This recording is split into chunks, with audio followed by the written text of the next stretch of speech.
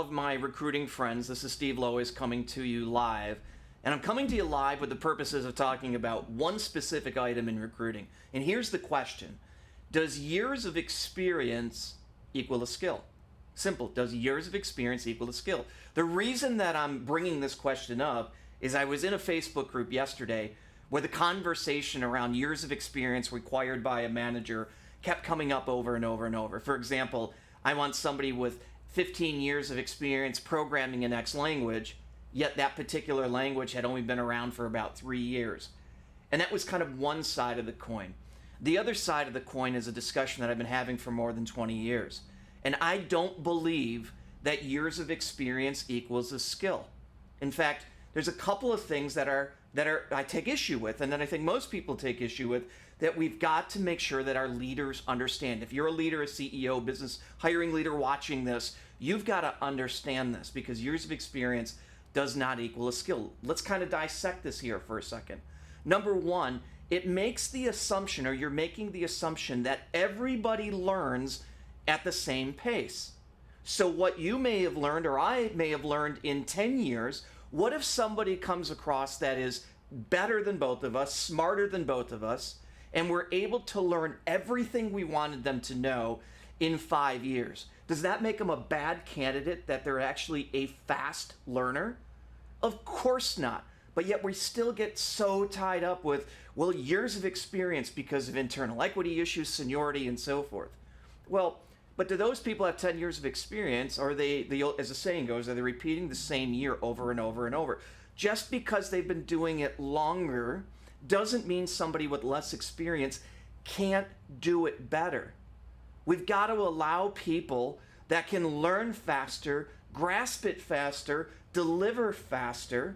We've got to give them the same opportunity as somebody where it took 10 years. So that's kind of problem number one. We can't assume that everybody learns at the same pace. The other thing we've got to be worried about is excluding high performers, as I just described. Because if I'm a high performer and you discount me because I'm a high performer and I have what I've had to learn in those 5 years, as I just described, you're potentially excluding some of the best team members that you could bring on to your team. Now, the question is, why do we get so tied up about years of experience? And here's my theory on this, and I'm sure some people won't agree, and that's okay. But we've kind of trained our industry and our leaders to think about it in terms of years of experience. Let's face it, the process we go through for salary banding, it's not about the results of the position. It's generally about the years of experience, having a certain level of education, things that are not always relevant, or things that can't always predict the success of that candidate. So the whole process is flawed. But we've taught our leaders, as a result of our HR guidelines, recruiting guidelines, that we've got to be looking so often for years of experience. Look, I understand that there's some legal implications of it due to EEOC and all kinds of other things. But just kind of managing to that is really just managing to the symptoms of a bigger problem, right? The bigger problem is we're not really giving the right people the opportunity based on being potentially a better candidate, learning that particular skill set, or having that understanding and knowledge that they've grasped faster than somebody else. Now let's think about this. How do we get away from the conversation of, well, I need 5 years of experience doing this, I need 10 years of experience doing this? We've got to change the actual focus of the dialogue when we're talking to our leaders and when we're talking to our candidates.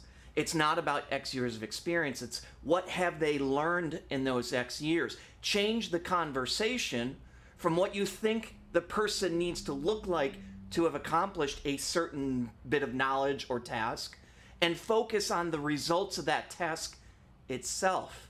It starts to completely change the perspective of job descriptions. Let's think about it. We're making random selections of what we think a person needs to have to be successful in a job. That means it's finite. It's very, very tight, right? The parameters. What if somebody else had those results or better and has a different background?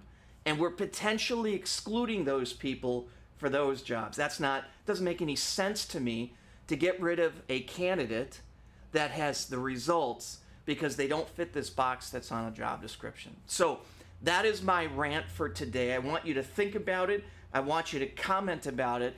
Is there something to be said for longevity and for years of experience? Of course.